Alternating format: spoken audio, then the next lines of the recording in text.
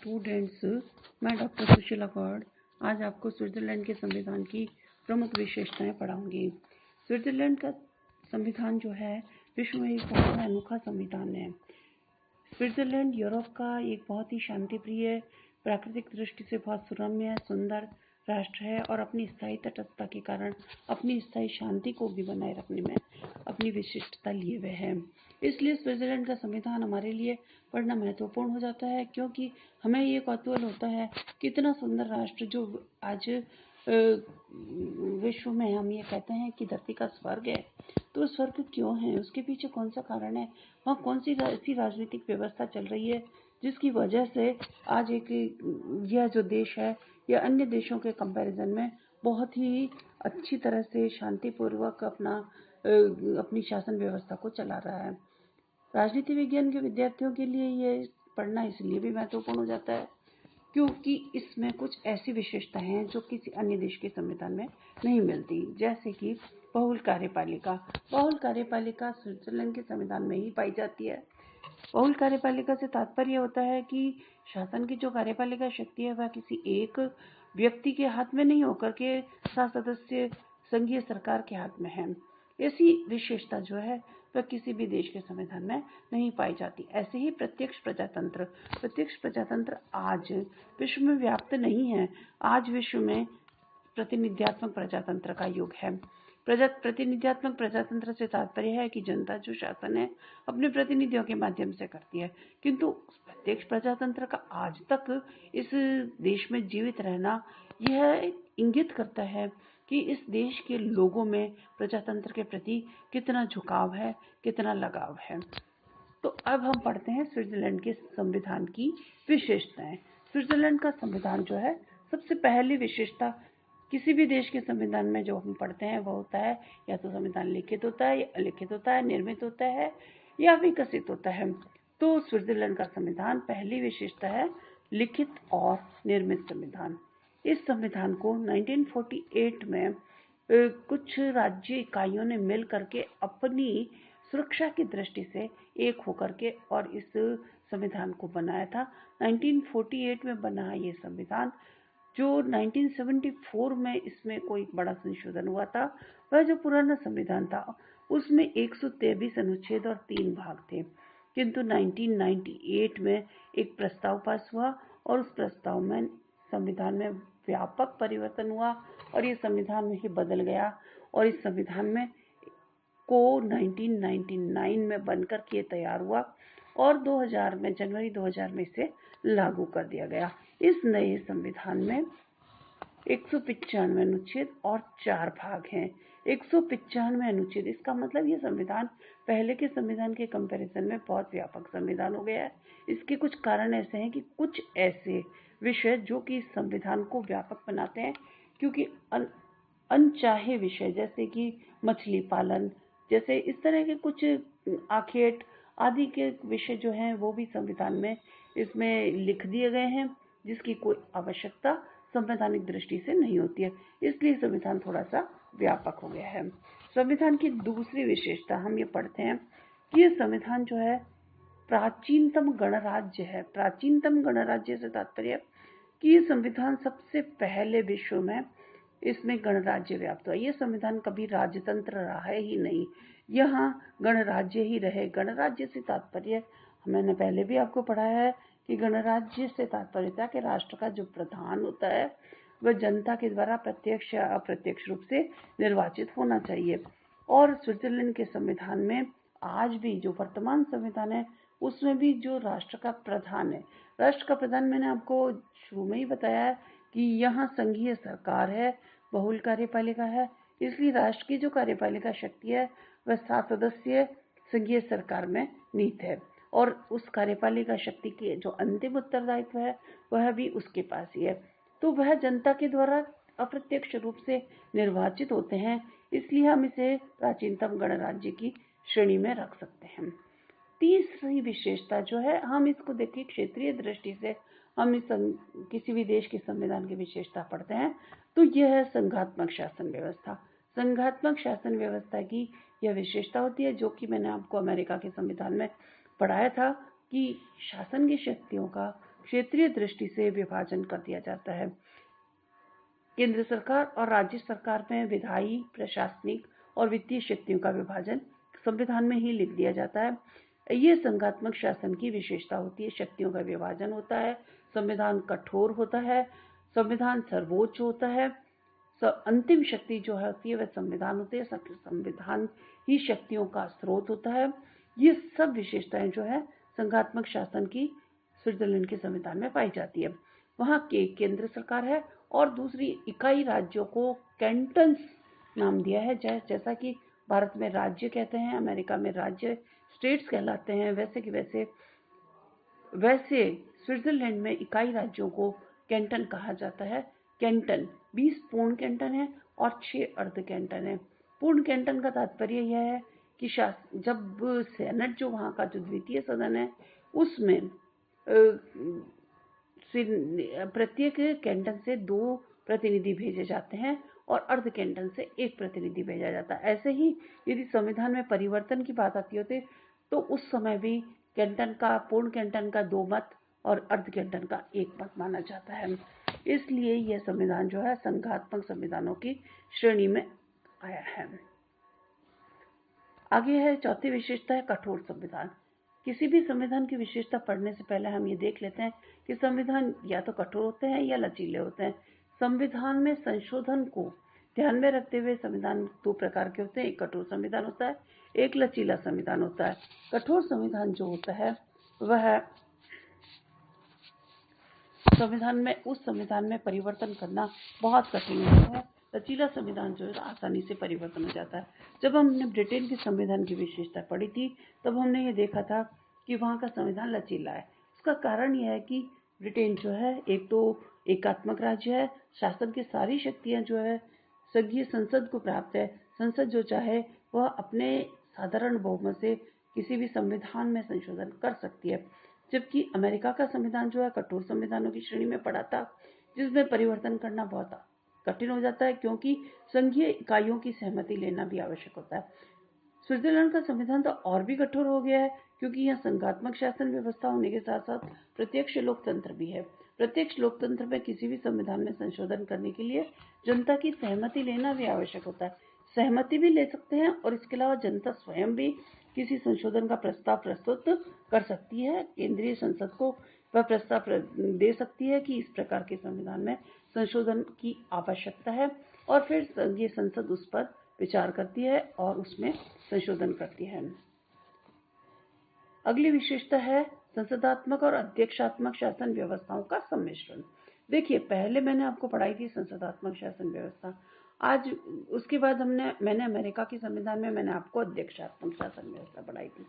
दोनों की विशेषताएं आपको याद होनी चाहिए क्योंकि संसदात्मक शासन व्यवस्था में कार्यपालिका 2 प्रकार की होती है, एक नाममात्र की कार्यपालिका और एक वास्तविक कार्यपालिका।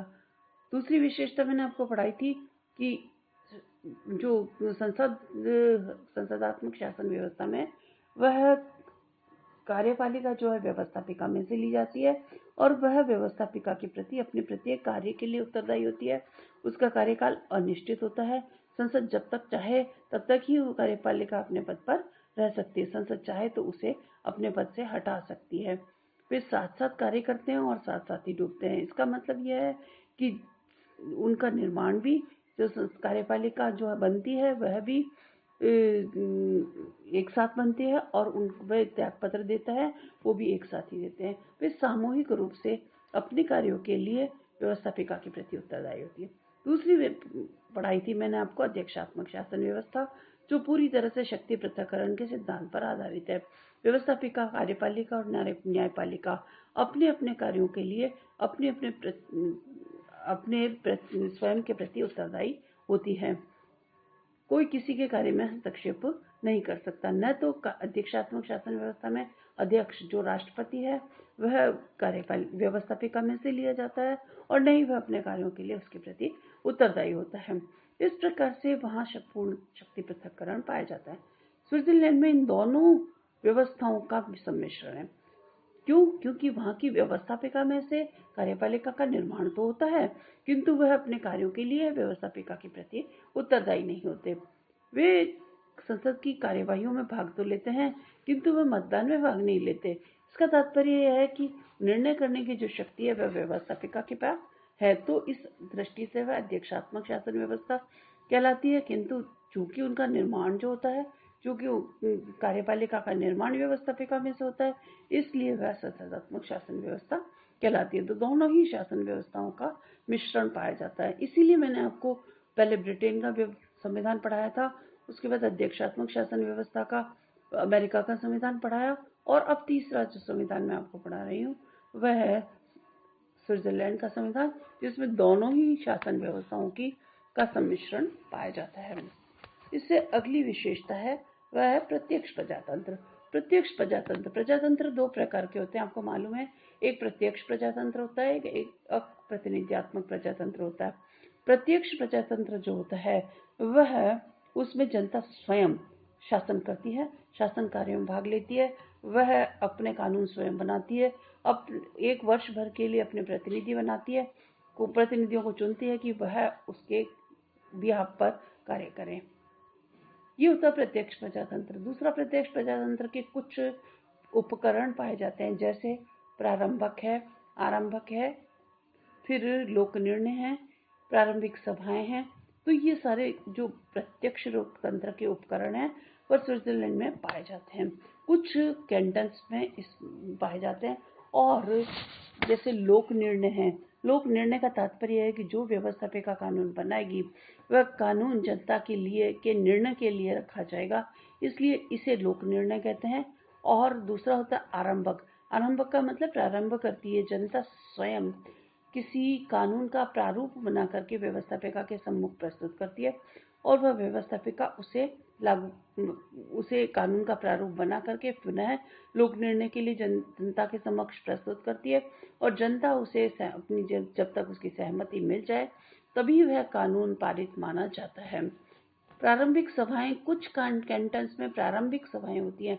प्रारंभिक सभाएं वास्तव में जो प्रत्यक्ष लोकतंत्र है वो तो प्रारंभिक सभाएं ही होता है। प्रारंभिक सभाओं का मतलब जनता एक स्थान पर एकत्र होकर के अपने लैंड्समैन को, इसे इन्हें कहते हैं लैंड्सजीमेंडी, प्रारंभिक सभाएं, और इनका जो हेड होता है वो लैंड्समैन कहलाता है। वह हेड है वो एक वर्ष के लिए चुना जाता है, और वह पूरे वर्ष के लिए कानूनों का निर्माण करता है, प्रशासनिक कार्य करता है। इस प्रकार स्विट्जरलैंड में प्रत्यक्ष लोकतंत्र पाया जाता है, जो विश्व के किसी भी देश के संविधान में नहीं पाया जाता। इसलिए हम कहते हैं कि स्विट्जरलैंड का संविधान जो है एक अनूठी और अनोखी विशेषता लिए हुए है, जो किसी भी देश के संविधान में नहीं पाई जाती। और हमें पढ़ने के लिए, हमें राजनीति विज्ञान के विद्यार्थियों के लिए आवश्यक हो जाता है कि राजनीति विज्ञान में किस किस प्रकार की शासन व्यवस्थाएं हैं विश्व में प्रचलित है, उसका अध्ययन किया जाए। आपने प्रथम वर्ष में जो है भारत के संविधान की विशेषताएं पढ़ी थी, उसमें मैंने आपको सबसे पहले प्रस्तावना पढ़ाई थी। प्रस्तावना में भारत के संविधान की जो है वह पूरी दर्शन को समझा दिया था। उसके बाद में मैंने भारत के संविधान की विशेषताएं पढ़ाई थी। विशेषताएं पढ़ने से आपको पता चल जाता है कि किस देश में कौन सी शासन व्यवस्था चल रही है। उसके बाद मैंने आपको ब्रिटेन के संविधान की विशेषता पढ़ाई, उसमें संसदात्मक व्यवस्था जो है बहुत महत्वपूर्ण थी, उसका अध्ययन हमने किया। उसके आगे अपने संयुक्त राज्य अमेरिका को पढ़ा। तो इस प्रकार से पढ़ते पढ़ते हमें ये विश्व के देशों में किस किस प्रकार की शासन व्यवस्थाएं जो प्रचलित हैं उसका अध्ययन हम कर लेते हैं। इसलिए प्रत्यक्ष लोकतंत्र का अध्ययन करके हमें ये पता चलता है कि विश्व का आज भी कोई ऐसा देश है जो प्रत्यक्ष प्रजातंत्र के उपकरणों को और प्रत्यक्ष प्रजातंत्र को पूरी तरह से मानता है। इसकी अगली विशेषता है दोहरी नागरिकता एवं दो संविधान। दोहरी नागरिकता और दो संविधान। दो संविधान का मतलब है कि एक केंद्र का संविधान होता है, एक उस कैंटन का संविधान जिसमें बाहर लोग रहते हैं।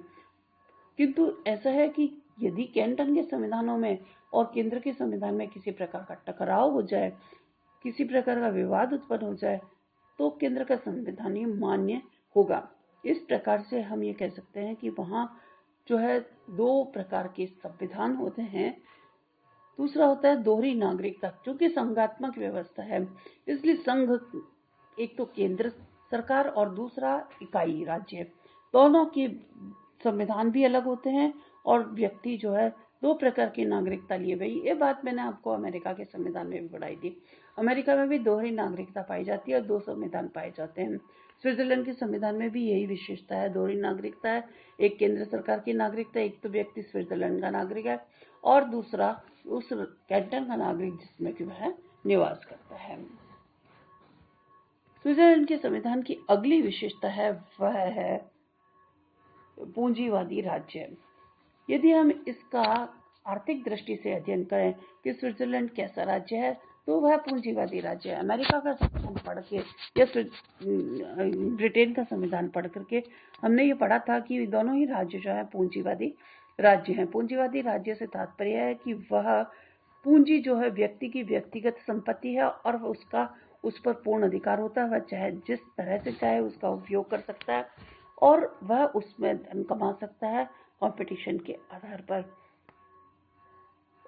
समाजवादी राज्य, भारत का संविधान पढ़ करके आपने प्रस्तावना में पढ़ा था कि समाजवादी राज्य, उसमें क्या होता है, उत्पादन के समस्त साधनों पर और उसके वितरण के समस्त साधनों पर राज्य का, पूरे समाज से तात्पर्य राज्य का नियंत्रण रहता है। जबकि पूंजीवादी राज्यों में व्यक्ति की व्यक्तिगत पूंजी पर उसका स्वयं का नियंत्रण रहता है, इसलिए वह पूंजीवादी राज्य। ब्रिटेन भी पूंजीवादी राज्य है, अमेरिका भी पूंजीवादी राज्य है और दूसरे राज्य जो है आज पूंजीवाद की तरफ बढ़ रहे हैं। वैसे हमने देखा जाए तो हम भारत भी जो है उदारवाद को अपना करके, उदारवादी नीतियों को हमने जब अपनाया तो वह नीतियां भी पूंजीवादी राज्य की तरफ ही हमें ले जाती है, प्राइवेटाइजेशन की तरफ ले जाती है। इसलिए हम ये कह सकते हैं कि स्विट्जरलैंड का संविधान जो है वह पूंजीवादी राज्य है।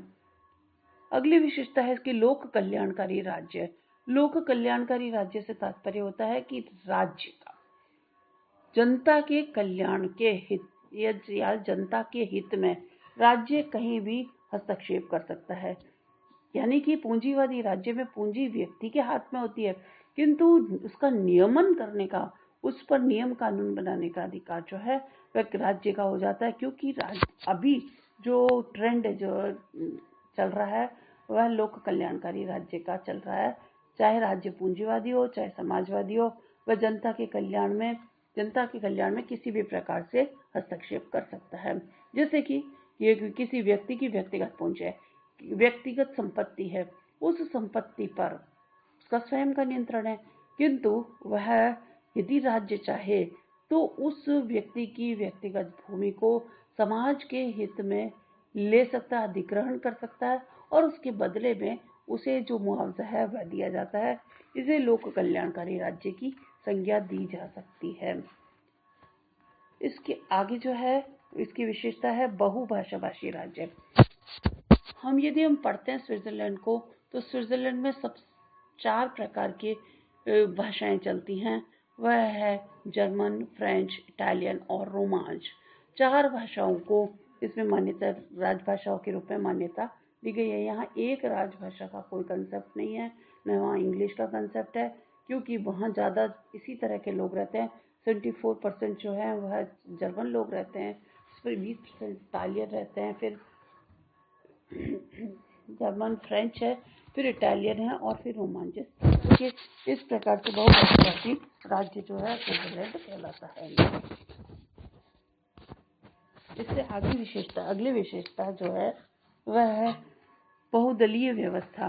स्विट्जरलैंड एक छोटा सा राज्य है, इतनी प्रत्यक्ष प्रजातंत्र जैसे मतलब विशेषता को लिए हुए होने के बाद भी वहाँ पर बहुत सारे दल हैं और बहुत सारे दल, कभी कोई सा दल जो है वह सरकार बनाता है। सरकार से तात्पर्य व्यवस्था विकार में उसका स्थान होता है, इसलिए बहुदलीय शासन व्यवस्था कहलाती है। वहाँ द्विदलीय शासन ब्रिटेन के समान या स्विट्जरलैंड के समान ब्रिटेन या अमेरिका के समान द्विदलीय शासन व्यवस्था नहीं होकर के बहुदलीय शासन व्यवस्था पाई जाती है।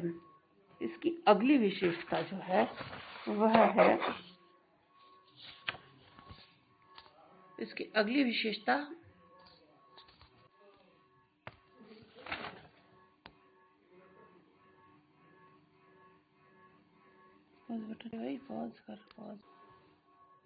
इसकी अगली विशेषता जो है वह है केंद्रीय न्यायपालिका जो है, संघीय न्यायपालिका है, उसको न्यायिक पुनरावलोकन का अधिकार नहीं दिया गया है।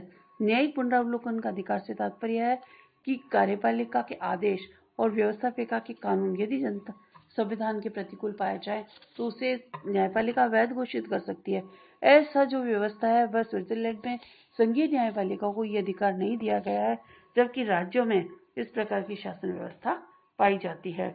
इसलिए हम ये कह सकते हैं कि स्विट्जरलैंड का संविधान जो है वह न्यायिक पुनरावलोकन का अधिकार संघीय न्यायपालिका को नहीं देता। तो इतनी सारी विशेषताओं को, इतनी विशिष्टताओं को लिए हुए स्विट्जरलैंड का संविधान आज भी विश्व में व्याप्त है और राजनीति विज्ञान के विद्यार्थियों के लिए इसका अध्ययन करना बहुत आवश्यक हो जाता है। चलिए अगले वीडियो में हम फ्रांस के संविधान की विशेषता को पढ़ेंगे।